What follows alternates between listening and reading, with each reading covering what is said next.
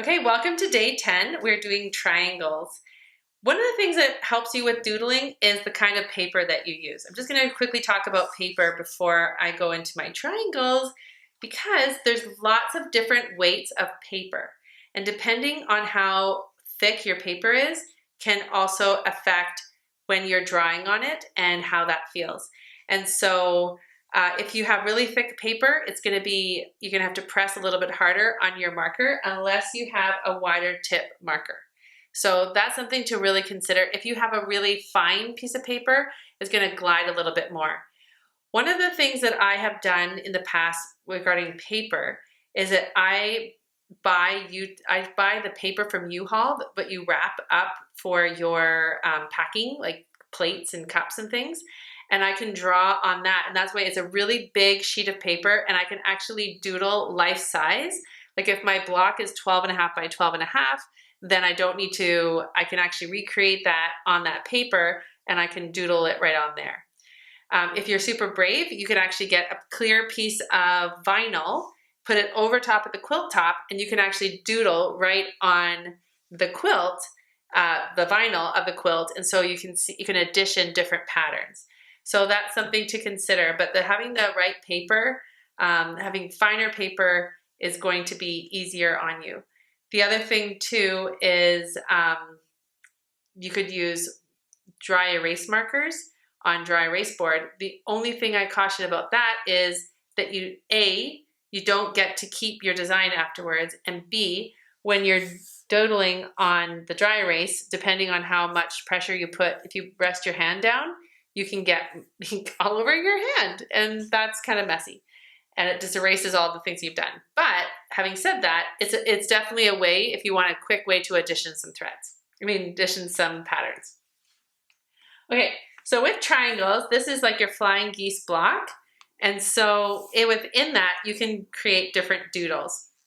So if I was doing this one, I could think about connecting these together with kind of that full peel design. If you want to come back in here and then create over here, and then if you want to bring this back, then you can come around and do that, okay?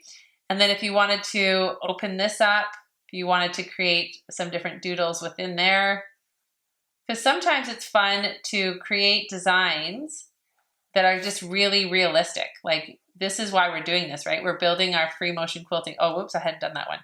We're building our free motion quilting abilities, and so we want to reproduce actual blocks and things that you're going to come across. Another one to do is we can just come in here and just do variations of triangles. Now remember our math lessons when the teacher teaches us like isosceles and all different shapes, and then we can recreate different shapes and sizes. We could do random triangles and we just connect them together in odd and fun ways. So seeing here, and if I need to trace back, let's say if I want to create another triangle, I can just create that new space. I can divide it up, and then I can just trace along here, and I can break up the space if I want, and then I can just create new spaces, and I can travel within creating different spaces in our triangles. That's all. So here's a new angle. So all I've been doing is just dividing up the space.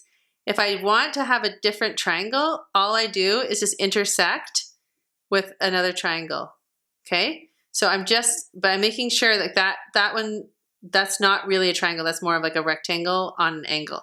So just being really aware of that. So then I just come back in here, and then I just create this triangle if I want to divide up the space into larger spaces, and then come back, and then just come tracing. Remember, this is how we travel. Oops, that was the same kind of flaw. You want to make sure that you're going corner to corner.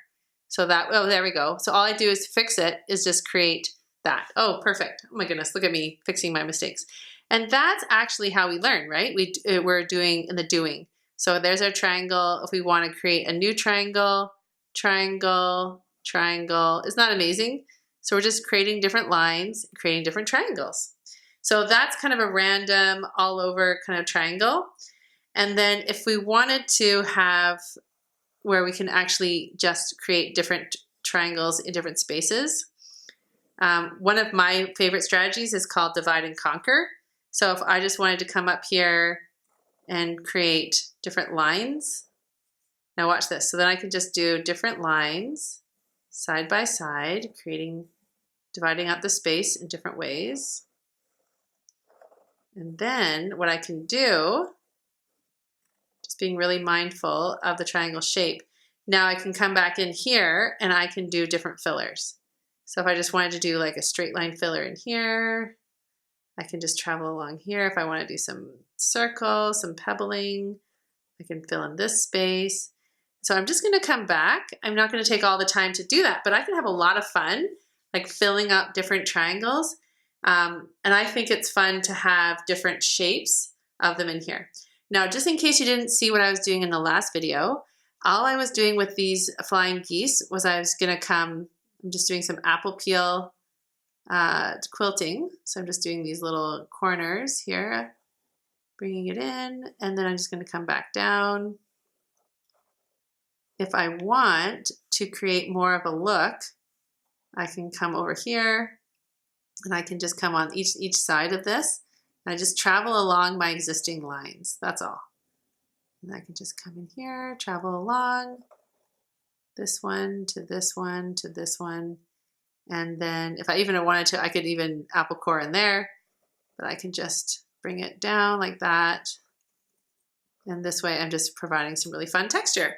So that is our day 10 triangles.